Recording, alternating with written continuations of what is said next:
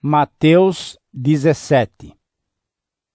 6 dias depois, Jesus foi para um monte alto, levando consigo somente Pedro e os irmãos Tiago e João. Ali, eles viram a aparência de Jesus mudar.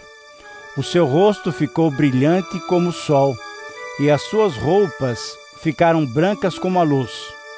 E os 3 discípulos viram Moisés e Elias conversando com Jesus. Então Pedro disse a Jesus: Como é bom estarmos aqui, Senhor.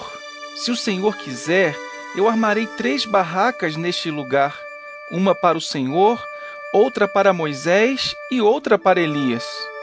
Enquanto Pedro estava falando, uma nuvem brilhante os cobriu, e dela veio uma voz que disse: Este é o meu filho querido, que me dá muita alegria. Escutem o que ele diz.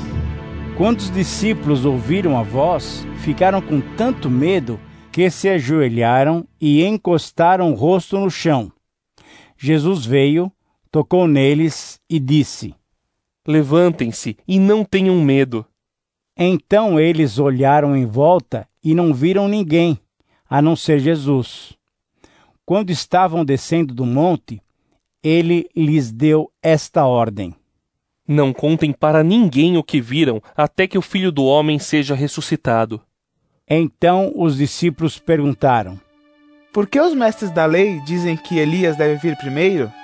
Ele respondeu: É verdade que Elias vem para preparar tudo. Porém eu afirmo a vocês que Elias já veio, e não o reconheceram, mas o maltrataram como quiseram. Assim também maltratarão o Filho do Homem. Então os discípulos entenderam que Jesus estava falando a respeito de João Batista.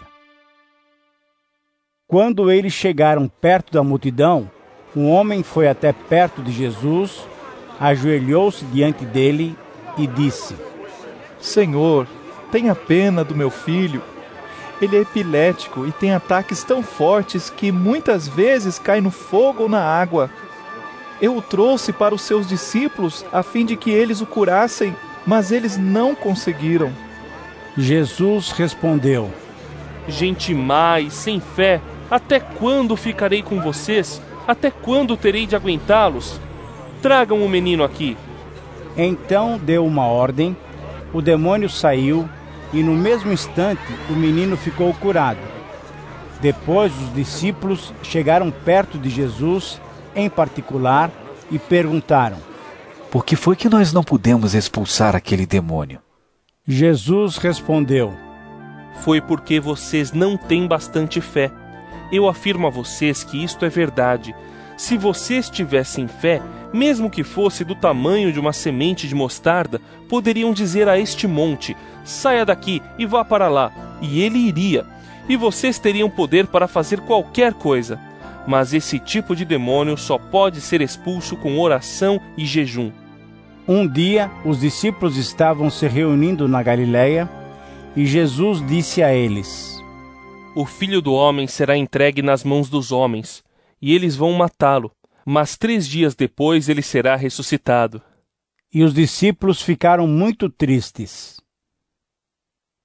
Quando Jesus e os discípulos chegaram à cidade de Cafarnaum, os cobradores do imposto do templo foram perguntar a Pedro: O mestre de vocês não paga o imposto do templo? Paga sim. Respondeu Pedro. Depois Pedro entrou em casa, mas antes que falasse alguma coisa, Jesus disse: Simão, o que é que você acha? Quem paga impostos e taxas aos reis deste mundo? São os cidadãos do país ou são os estrangeiros? São os estrangeiros. Respondeu Pedro. Certo? Disse Jesus: Isso quer dizer que os cidadãos não precisam pagar. Mas nós não queremos ofender essa gente. Por isso, vá até o lago, jogue o anzol e puxe o primeiro peixe que você fisgar. Na boca dele você encontrará uma moeda. Então vá e pague com ela o meu imposto e o seu.